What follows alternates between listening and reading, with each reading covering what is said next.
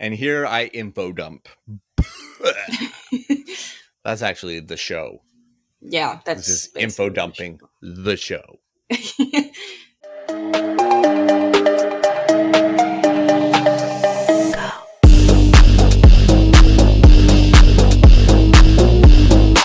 Hello, everybody, and welcome to What the Hell Should I Watch? I'm Steve Stebbing. And I'm Chloe Stebbing. And we are the weekly rundown of what we're watching, which may become what you're watching. And we come at you every Friday at 9 a.m. Pacific time on stevestebbing.ca. And Chloe's back with us this week. Yes, I was gone for a very long time. A very long time. A hiatus. It was a brief hiatus, but you're back. And we got some cool news-ish. And if you're in the Vancouver area, this might be pertinent to you. But it seems like the accreditation process is starting for VIFF, Vancouver International Film Festival. And I'm excited because this is your second year. Yeah. So you know a little bit of what to expect. Yeah. This will be my 10th year. So I definitely know what to expect. And I'm one of the complainers here and there, like, I don't want to wait in a line. And last year, for the first time, we almost missed out on a movie by not having a ticket. We almost missed out on Conclave, which was like your sleeper hit. Yeah. As for the show this week, James Gunn is trying to boot up a big universe to rival Marvel's. I got to see a movie a couple weeks early thanks to Landmark Cinemas and their Mystery Monday movie events. And I finally got to a Canadian movie that I was really excited to check out, and one that we were actually going to check out at VIFF last year. But let's just get right to it now.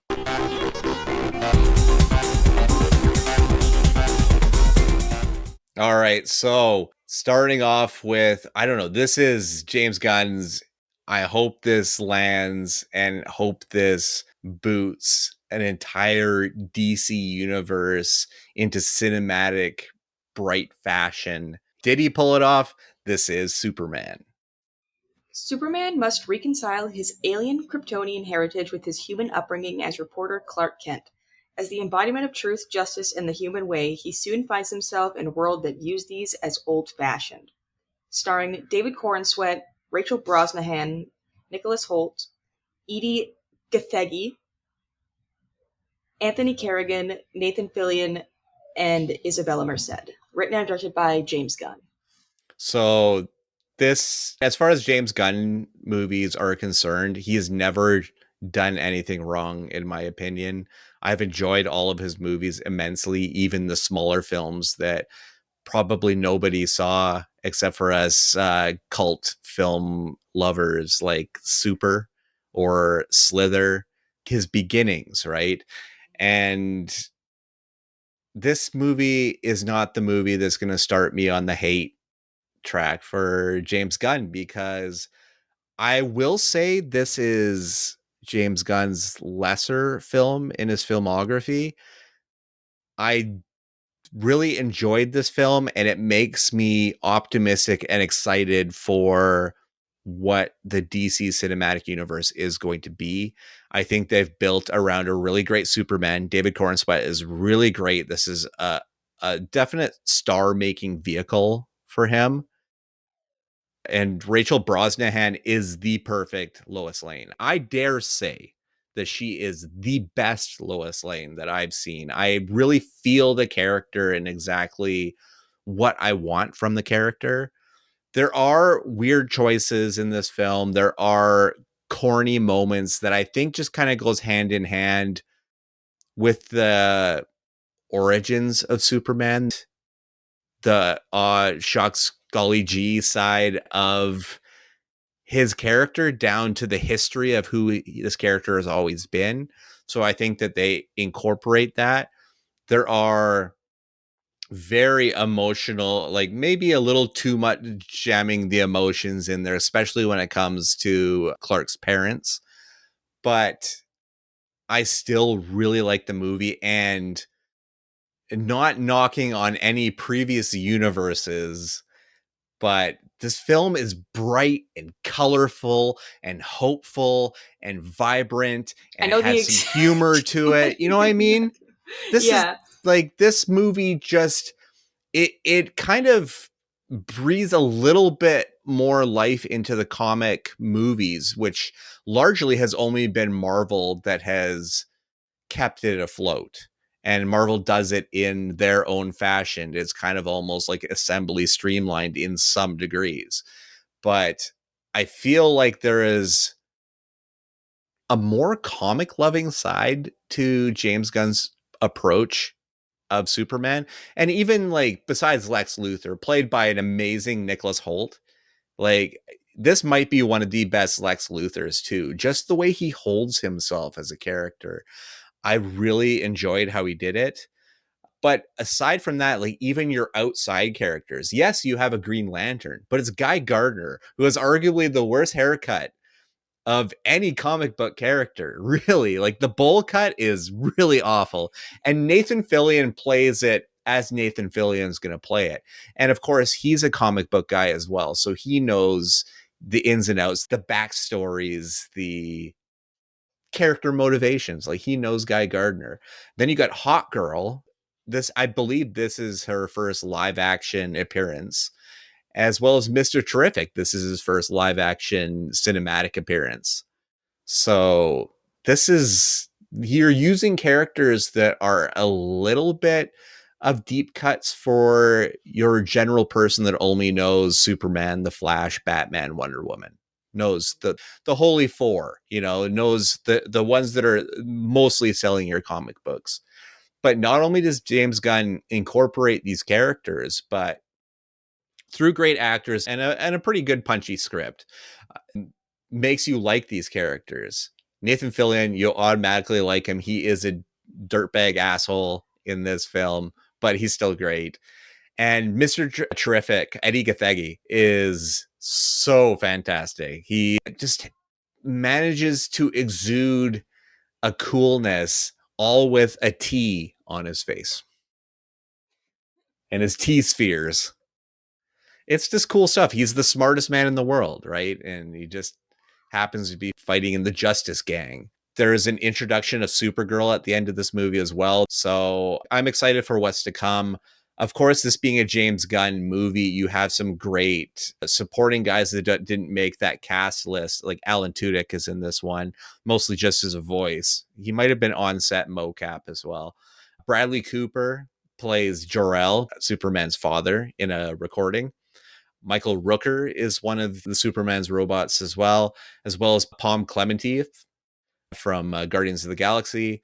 Sean Gunn is in this one as Maxwell Lord. You briefly see his character towards the end of the movie. He will obviously play a bigger role coming in future DC projects. Let's get into the nerdy parts of this. The film was scored by David Fleming, who did a really great Jason Sudeikis film called South of Heaven that I really liked. And he also did the score for a handful of episodes of The Last of Us on HBO and Mr. and Mrs. Smith on Prime Video with Donald Glover. And the film was also co-scored by John Murphy, who has done work with James Gunn before. This is his third collaboration with him, but also is largely a Danny Boyle guy. He also scored Kick-Ass, Miami Vice, and a personal favorite of mine, Guy Ritchie's Snatch, which I adore that movie. And I own it on 4K because I'm that kind of a nerd.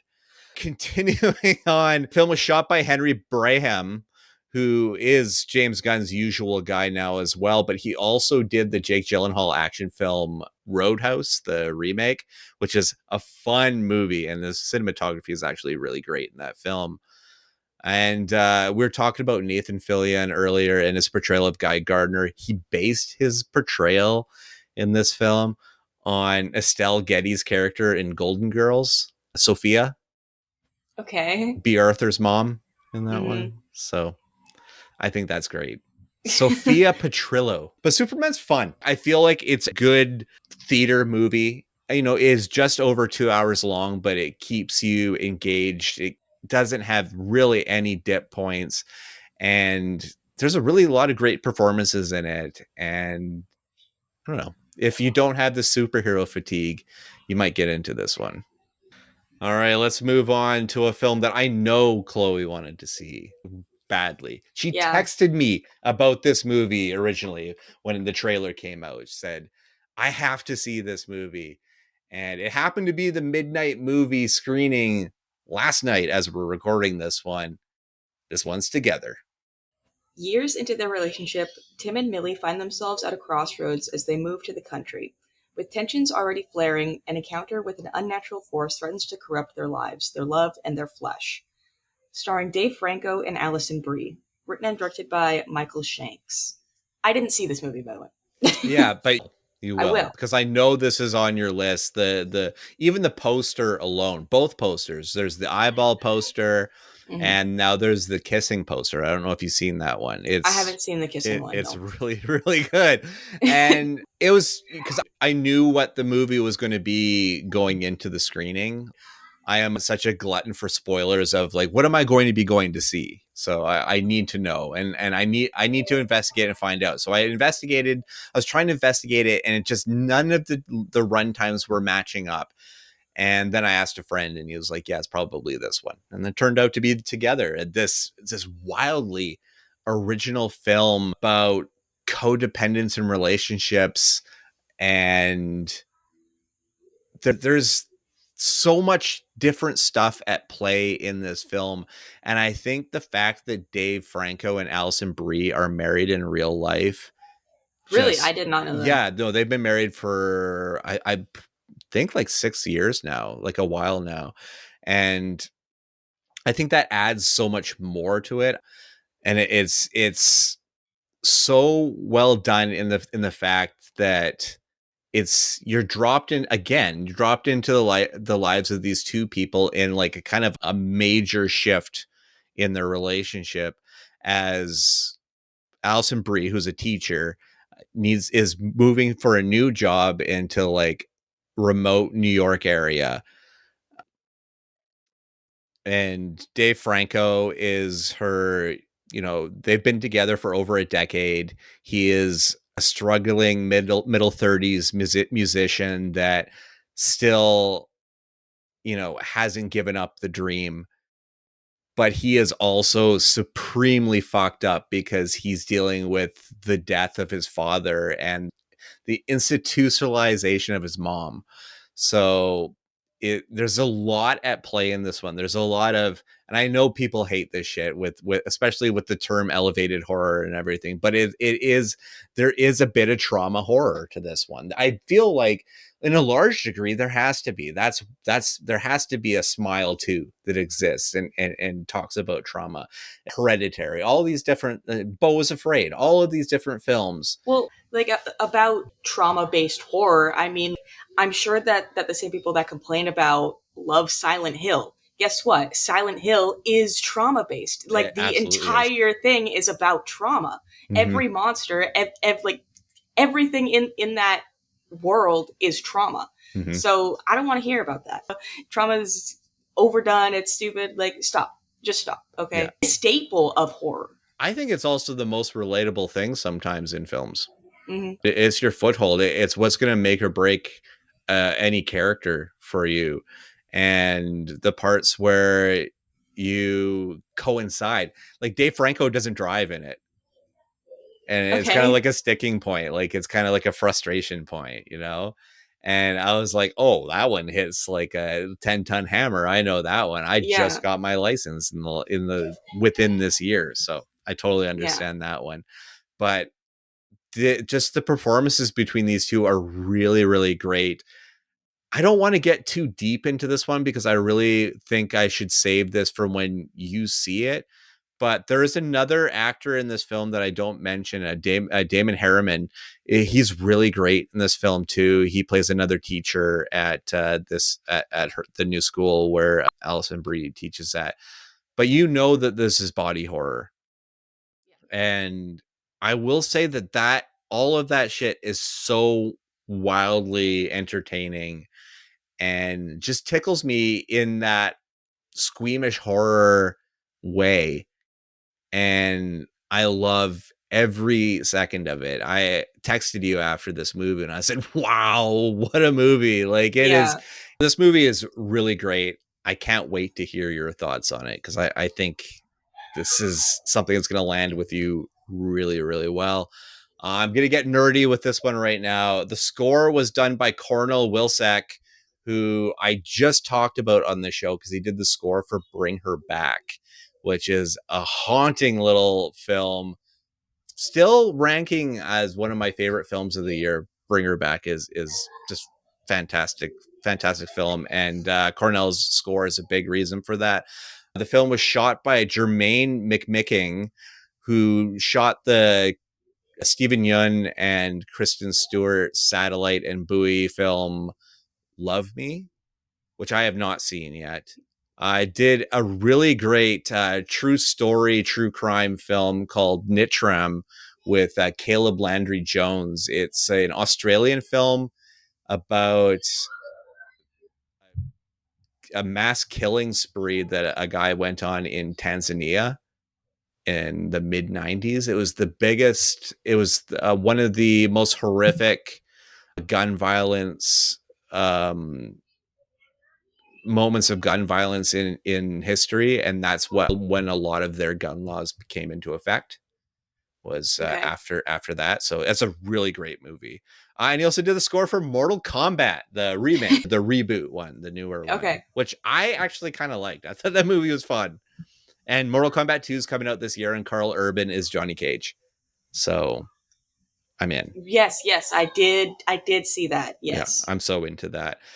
As far as television goes, he also shot True Detective, episodes of season 3, which is the Mahershala Ali season, as well as season 2 of Top of the Lake, Elizabeth Moss's show. And bonus points, did the cinematography on a documentary I really love called Not Quite Hollywood, The Wild Untold Story of Ozploitation, which is kind of just like a nerd dive into Ozploitation and Aussie films since the 70s through the 80s through the early 90s. It's so much fun for a film nerd like myself. And I saw that on his filmography, and I'm like, I have to talk about that because that film's amazing. Quentin Tarantino is one of the people that one of the interview subjects of that one. So it's a cool film, but Together is awesome. I don't know if anybody's ready for some of the creepiness in this film, some of the sequences, some of the subtleties that Michael Shanks brings to this film that don't rely on jump scare shit. There's actual like really like chilling things in this film that I really liked. There's stuff that reminded me of Midsommar. Okay. I'm giving like a weird thought now for a lot of people, I'm sure, but it's something very specific within Midsommar that it reminded me of. So, yeah, really dug together. And again, I'm excited for you to check it out. All right, let's get to something that's probably going to be more a limited release. This one is Don't Let's Go to the Dogs Tonight. Depicts 8-year-old Bobo's life on her family's Rhodesian farm during the Bush War's final stages. It explores the family's bond with Africa's land and the war's impact on the region and individuals through Bobo's perspective. Starring Lexi Venter, Mbeth Davids, Zikona Bali, Fumani Shilubana, Rob Van Vuren, and Anina Reed. Written and directed by Mbeth Davids, based on the novel by Alexandra Fuller. Yeah, so this is the directorial debut for Mbeth Davids, who has been an actress that's been in so much stuff since the early 90s. Army of Darkness is a big one. 13 Ghosts. She gets Mm. crushed in in between the glass. She's Miss Honey in Matilda. Oh, shit. Okay. Yeah, that's Mbeth Davids. Okay. So she was, I believe, born in the States, and then her family moved to South Africa. So her entire upbringing was in Africa. Weird. So Okay. this film is it takes place in Rhodesia. The film is, like the write up says, it's directly from the point of view of this little girl, Bobo, which is actually Alexandra Fuller who wrote the book. And through her precociousness, kind of, well, that's a broad term because there's multiple times in this movie that Lexi Ferrer is smoking. So like, she's just smoking cigarettes openly. So there's a certain salt in which the precocious term should be taken, but she's just a kid, Hmm. right? And dealing with heavy themes, the class fight, the race fight. I mean, this is a decades long war. The Bush War was decades long. It started in 1966 and went all the way to 1990. And this film is kind of nestled in the ending, like the 1985 to 1990 area. So there's a lot of volatile nature that is hanging around this film, and this one spearheaded by like a brave performance by a little girl who is engaging to watch. And again, we always bring this conversation, if your kid is annoying or engaging, it is like a fine line, right? Yeah. And Lexi's great in this film, and I think really drives it a lot. A lot of these, the filmmakers behind this one, like your cinematographer and your composer and everything, the stuff that I usually talk about is stuff that's kind of in African film, so I don't really have a lot of connection to it. So that's kind of why I'm would be much shorter on this film, but I think it is a really great film, a really well told true story drama, and I hope people do get a chance to see it. I feel like if a streaming service is going to pick it up, it's going to be something like Movie, and that is really kind of a focused audience that also subscribes to the Criterion channel. Like Right. there's a different type of film watcher. They go to VIF, they go to Yeah. TIFF, they go to those things. So this film will find its audience. I just don't think it's very broad. All right, let's move on to a Canadian film. When we celebrate Canadian film here, this one is 40 Acres. In a post apocalyptic world with food scarcity, a black family of Canadian farmers descended from American Civil War migrants defends their homestead against cannibals trying to seize their resources. Starring Danielle Deadwyler, Katame O'Connor, Michael Greyeyes, Milkania Diaz Rojas, and Lena Robinson. Written and directed by R.T. Thorne. And this is R.T. Thorne's feature film debut. The film looks immaculate. I don't want to pigeonhole any film right now. It definitely does not look Canadian. It Did you ever see Blood Quantum? Yeah. Yeah, it was like an indigenous zombie movie. Yeah, I'm pretty sure, yeah. How that movie doesn't look Canadian either. It just it looks it has that international style to it. That's exactly kind of how I felt about 40 Acres, and very quickly into it.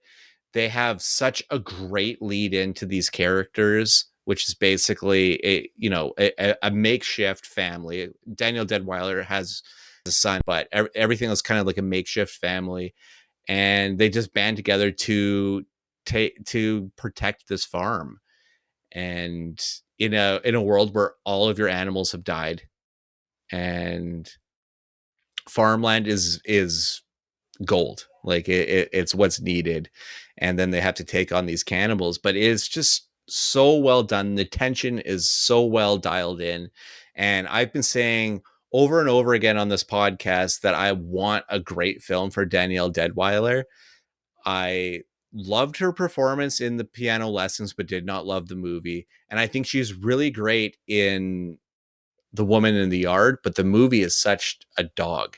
Yeah, I it's watched that one. It's so bad. it's just not good. It's not scary. They Mm-mm. give away too much way too early. But Daniel Deadwyler is incredible. Like, she's Yeah. gonna make your shitty script look good to a degree. Then it's out of her hands.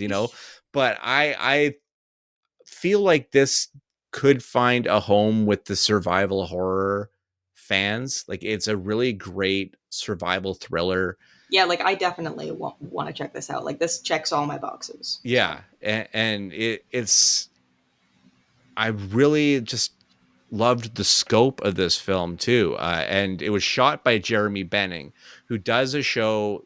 Now we're getting into the nerdy parts here. Sorry for that. I just kind of veered right into it. But he shoots a show that I really liked called The Expanse. Mm. He did a lot. He did 60 something episodes of it, so he might have done all of it.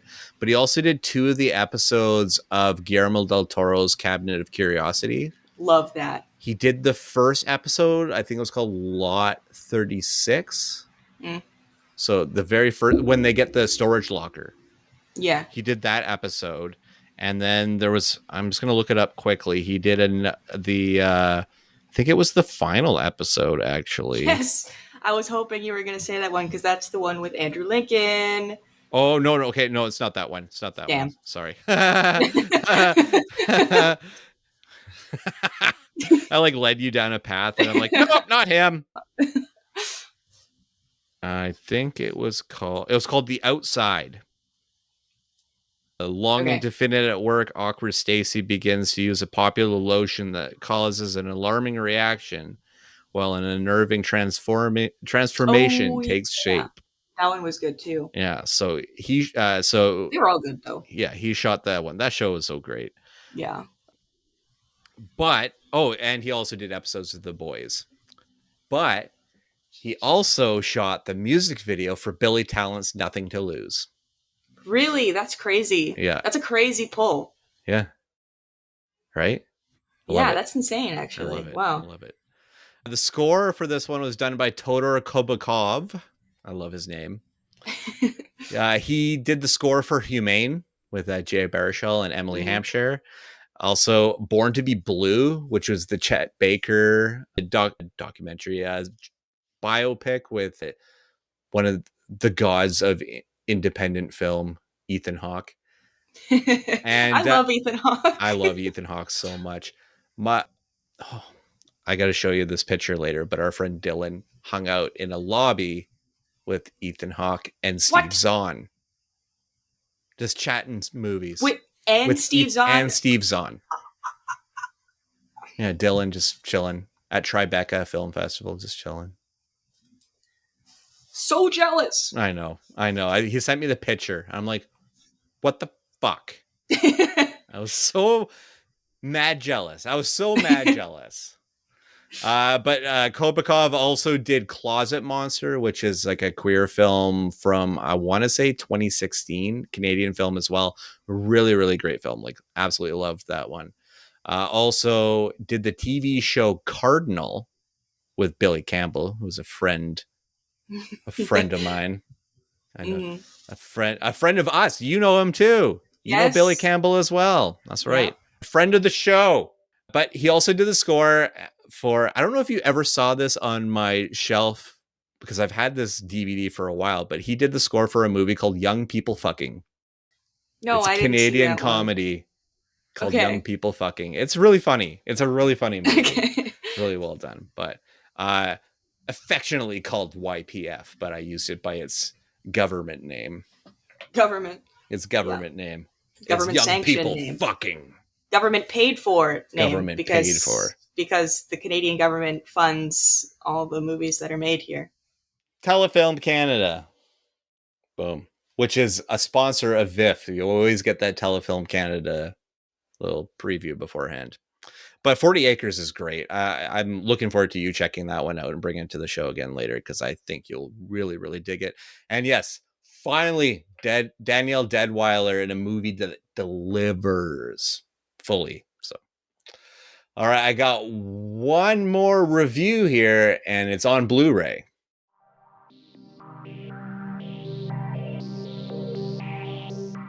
It's right on the blue. I took a chance on this one. It's another Canadian film. I took a chance on it just because it looked dark and moody and it looked like kind of one of those storyteller films and really just kind of based on that. This one's called The Oak Room. A drifter returns to his hometown bar during a snowstorm. To settle a debt, he tells a story involving mistaken identities, betrayals, and violence, taking a dark turn from the night's simple start. Starring R.J. Mitt, Ari Millen, Martin Roach, Nicholas Campbell, David Ferry, and Peter Outerbridge. Directed by Cody Callahan, You know who RJ Met is, right? possibly. Walt Jr. on Breaking Bad. Okay, yeah. Yeah. So I'm convinced that he's just kind of like that. His wheelhouse. Is he's actually disabled, right? I feel like Yeah, he has cerebral palsy, yeah. okay. So Fact check me, because I I think I'm right, I but will. If you're wrong, I'll put that nope poster across your face. yeah, because I think he was diagnosed older. Like, he didn't get diagnosed until he was older, like Okay. teens. Okay. This he in the movie he feels like Walt Jr. still. Like I don't like sadly I feel like he's gonna be typecast for a while unless he does something wild. That's not necessarily a bad thing because I think working on that Vince Gilligan show taught him like taught him how to handle a monologue quite well. He's seeing other people handle them right, and as for as limited as what Walt Jr. has on the show, I think it really helped in the avenue of this because Peter Outerbridge is Peter Outerbridge. He's just phenomenal at giving dialogue. He's one of Canada's best.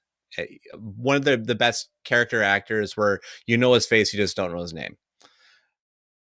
That's like because RJ Mitt and Peter Outerbridge have the brunt of the work. A lot of it is stories about the bar, but they are kind of long told stories. And there's a big degree of this film that feels like this is exactly what it came from, which is a stage play. So if you're waiting for this movie to go big, you're not going to get that moment. Like it's just never going to be a big movie for you. But it's got some really great performances. Let's get into the nerdy stuff now. The movie was directed, like you said, by Cody Callahan. He did another film called Vicious Fun that has an Ari Millen in it as well. I kind of want to check it out because the storyline for it sounds pretty wild. So I'll report back with that finding. And Nicholas Campbell is in this film in one of the stories that's told, and his actual son Cole Campbell plays him, a the younger version of him in a flashback. Nicholas Campbell is mostly wildly known in the last widely known in the last 30 years because he was on a CBC show that was filmed in Vancouver called Da Vinci's Inquest. It Okay. was like the lead character, the coroner, whatever. So it was a huge show on CBC. So Nicholas Campbell is like also Canadian television royalty. I really laughed at the bar sign in this one. It says bar phone fees $1. Oh, so if somebody phones this, the bartender will say, if you give him $1, it says on his way out.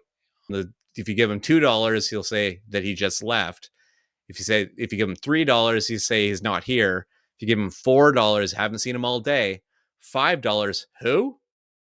And then the bottom of the sign says make arrangements with bartender upon arrival. That's a good one. That's a good Yeah. one. But this one's fun. It's another film, kind of like 40 Acres, kind of like let's go to the dogs tonight.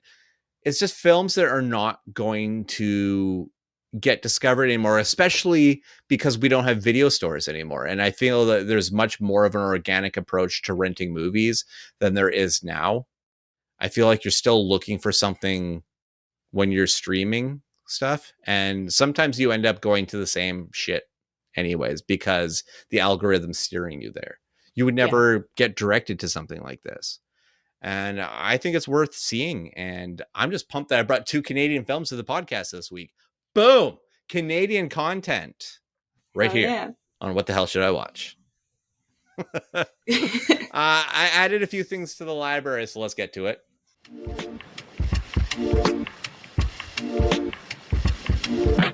All right, these are some like older, some of them are classics. Just over the last 30 years, I saw a few on the list to bring in. So I was like, hell yeah, I'll do some upgrades here and there. The first one is Alejandro Inarritu's 21 grams with Benicio del Toro, Sean Penn, and Naomi Watts. I think this is the film that he did after Amaris Paros. So this is his English language debut, I want to say, because Babel comes after this film. And this is a hell of a movie with just a trio of fantastic performers. I would like to say at the top of their game, but Benicio is still doing great stuff now. Sean Penn's still great, and Naomi Watts is like in a new gear in her career and is really great too. But this is 2004, so this is like 21 years ago now, and I mean, it's kind of like they're still A-list actors. But the film was nominated for 2 Oscars. Naomi Watts was nominated for Best Actress, and Benicio del Toro was nominated for Best Supporting Actor. The film also won an Independent Spirit Special Distinction Award, which goes to the whole film, not just one person in particular. And way before I was a member, but it was the Best Supporting Actor nominee for the Vancouver Film Critics Circle in 2004. So I probably know some people that were part of the crew in 2004. So I should ask. But it's a great film. I love 21 Grams. I had it on DVD, but now I got it on Blu-ray. So that's the next best level. Also, I got a film called Seeking a Friend for the End of the World. This is Steve Carell Yes. and Keira Knightley, directed and written by Lorna Scafaria, who's a director I genuinely enjoy. I don't actually remember if I've seen this film. I I know I have, but I feel like I saw it with you. Really? Yeah. Okay. Well, maybe it's going to be a clue in the first 15 minutes. So, but I mean, just with the cast alone, I was like, yeah, no, I got to check this one out again. And it's just like a great opportunity to bring it in, especially when they're bringing these new ones, these other older classics to Blu-ray. So this one's not even a classic. It's like 2014 or something like that. So, Something like that. Yeah. yeah. Also, and I think you'll dig on this one, and we're just talking about the star of it. I got The Purge on Blu-ray to upgrade the original, the first one. The best one in my Yeah, the opinion, best where one. the idea was fresh. It was self-contained, being in the one house and everything, Yeah, and yeah, I feel like this, it just got a little out of control. it did. It There 100% did. Yeah, there is stuff that I like about the movies to come after it, but it got a little out of control, even They to a TV series. the TV series is fucking awful. Is it? Horrible. Like it's act like cuz like I was really into the Purge series. Like I watched every single movie as they came out, and then the show came out and I was like, "Yep, I have to watch that." And I couldn't do it. Like it was that bad. And unfortunately, I it does feel like the Purge kind of became Final Destination esque without the cult following. Mm-hmm. Mm-hmm. You know, like it just became fodder. Mm-hmm. Because I think the last one they made was the first Purge, which is like a prequel or something. Yeah, and I kind of clocked out mostly at Forever Purge when they're Mm-hmm. like down in Texas, and it Yeah, that's felt the first. like That's the first Purge. that's the first Purge. That's the first Purge. Yeah. Okay, so then that was the last one. Then. Yeah. Yeah. Yeah, that one was just really laughably bad. Yeah. Like the writing, It was like the not good. dialogue was just really weird, and just like the forced. Well, not. It felt forced in the Mm-hmm. film, Mm-hmm. like the forced race tensions. Like I know that they exist, obviously, like looking at what's going on right now, Yeah. but I don't know. It just felt really unnatural in Yeah. the film. Yeah. And then being like, oh, but this one's not racist because she wants to be with the Mexican cowboy. And it's like, okay. But yeah, that's how I feel about the Purge movies. Yep, first one's the best. James DeMonico had something really good, lightning in a bottle on that one, and then the bigger the world got, the sloppier it got. Yeah. That's exactly it. And lastly, I got a classic. This is an 80s classic now. It's Fatal Beauty. This is a Whoopi Goldberg action film back when she was doing the burglar and jumping jack flash. Like, she was making these like action films, and she made this film, and it was directed by Tom Holland, not Spider-Man Tom Holland. Yeah, I was like, wouldn't he have been Director, like a baby? no, director Tom Holland. And this is the film that Tom Holland made between Fright Night and Child's Play. Between horror films, he made this action film, which you gotta love a guy that's just dabbling in genres. I'm just gonna dip in here and do a film with Whoopi Goldberg over here, and look at this weird doll movie. I don't know. Don Mancini's crazy. But and originally it wasn't going to be a Whoopi Goldberg movie. It was supposed to be a Cher movie. That would have been weirder, I Yeah. feel. Yeah, no, I'm kind of glad they went with Whoopi. I used to watch her movies a lot in like the early 90s and stuff. They'd play them on cable and everything. I'd watch marathons of action movies, and one of these would pop in. I don't know, again, I don't know if I've seen Fatal Beauty, so I'm intrigued to check it out and see if I recognize it, just like Seeking a Friend for the End of the World. But it's going to be more of a distance recommending because I watched those movies so young. So that's going to be different. All right. I'm doing this for you. You're butting in with some reviews because I'm making you.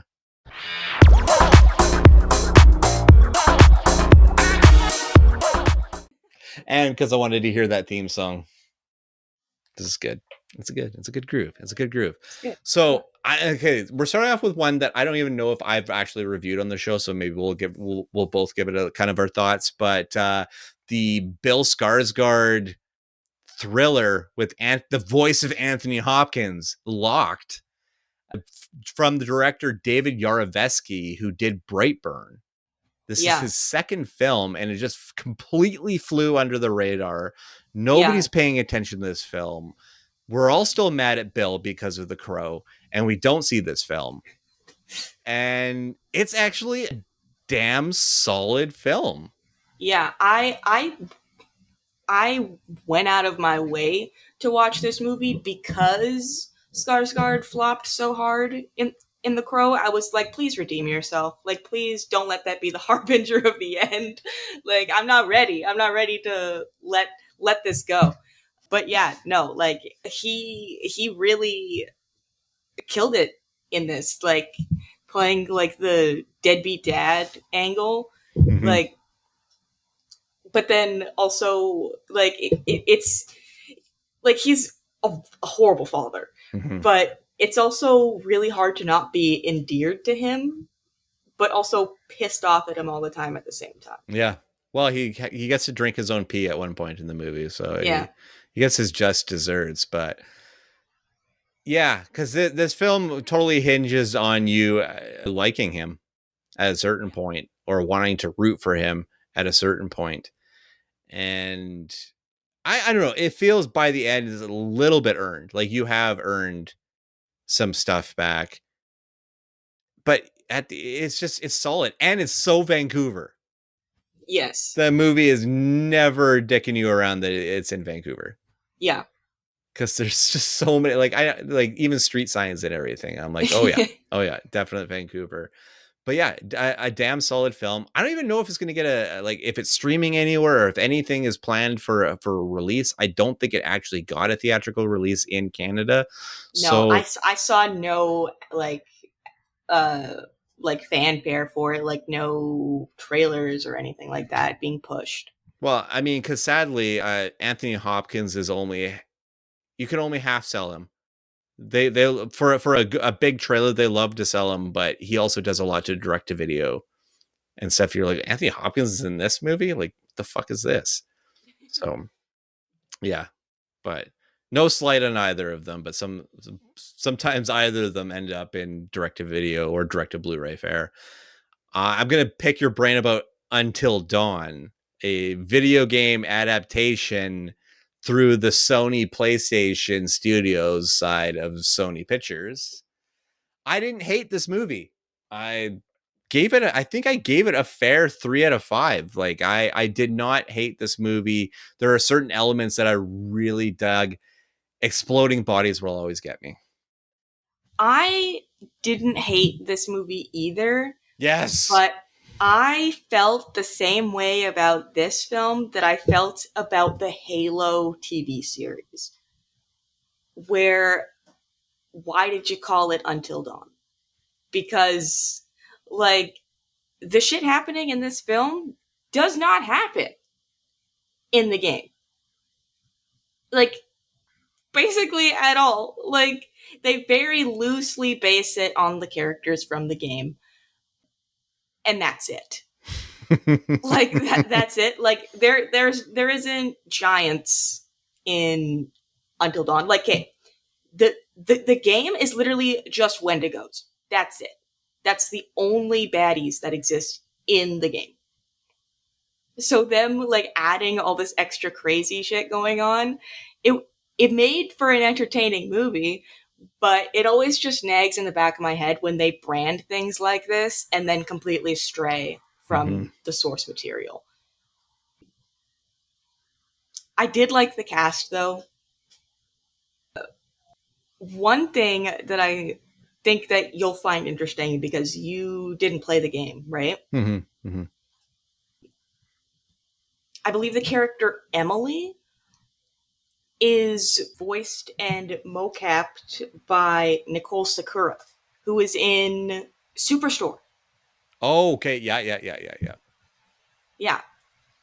And it is a little weird that they like strayed so far from the cast of the game. I mean, I guess like it was 11 years ago, so they I guess wouldn't really fit the bill for Mm-hmm. late teens, early Yeah. 20s, I believe the characters are supposed to be. Um Yeah, they're like college students or something, I think. yeah. But I mean, overall it was very fun. It's a very fun film, but it did take me a little bit to get over the wait a minute, this isn't Until Dawn. But yes, the exploding was my favorite one. Yeah, like just the kills in general, and I even though it's not in the game, I did really like seeing the giant in the background. I thought that was super cool work. Yeah. Yeah, like what and the fact that they don't need to go further than that Yeah, is just there. And you're like, yeah, it's "The it's just it fuck?" just exists. Yeah, exactly. And one final one, Sinners. I think that this film is an easy campaign for best movie of the year. It's so beautifully well done. I love the character work. It feels like From Dusk Till Dawn, but done in the dirty South, you know, in the post World War II. Like it's I don't know. There's a lot to this film I absolutely love, and the cast is amazing. And Jack O'Connell as your baddie in this one is so great, so great. And I clearly, obviously, I'm a huge fan of this film. What did you think? I like to call this film Vampires the Musical. The music is great in it though, and the visuals in this film are really good. Like I really like the camera work, the set building, the costumes, like all of that was really good. It took me literally until Elias's death for me to realize which Michael B. Jordan was which. Oh, okay, okay, gotcha. It Yeah. was quite hard for me to discern which one was who. I I don't have too much to say about this film actually. Like I don't think that it was as amazing as everybody seems to think it is. I don't doubt that it's a bad film. Like it's a interesting film, and the scares in it are good. Like the few that are sprinkled throughout. It just it didn't hit super hard for me. I felt like the talking scenes were a little dull for me. But the vampire scenes kind of made up for it, but not enough for me to cancel it out. Gotcha. Yeah, I'm not crazy about this film, but I will recommend it to people. Nice. Yeah. And the history of black music scene as they're weaved through the dance floor is like, I was like, that's the film that's the point of the film is gonna turn people off, but I was amazed by it. I was like, I just thought it was beautiful. Ryan Coogler like always is trying to say stuff in his films, and I think I definitely felt that. Yeah. Okay, I'm glad I made you watch that one though. Definitely glad. All right, so that's bringing us almost to the end of the episode, but what are we going to talk about next week?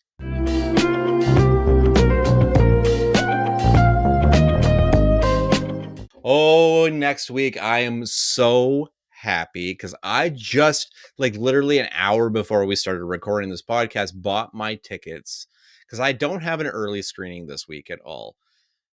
I thought really that this week the only screen I was going to have was the mystery one last night. But I now have bought my tickets for on the same night at 7:30. I'm going to start off with I Know What You Did Last Summer. And then at 9:40, I'm going to see Ari Aster's new film Eddington. So I am doing the I Know What You Did Last Eddington double bill. So I am really excited about that. I'll tell you one movie we're not going to be talking about on the show next week, and that's Smurfs. Not talking about that shit. One of the worst trailers I think I've ever seen, maybe at least this year. Just a terrible, terrible, terrible trailer. Has Molly there been a Gordon. good Smurfs movie in the past 10 years? No, I don't think so. there has not been. Molly Gordon has got a new film. She's Carmi's girlfriend on The Bear. Okay, she pissed me off for some reason really bad in that show. But okay.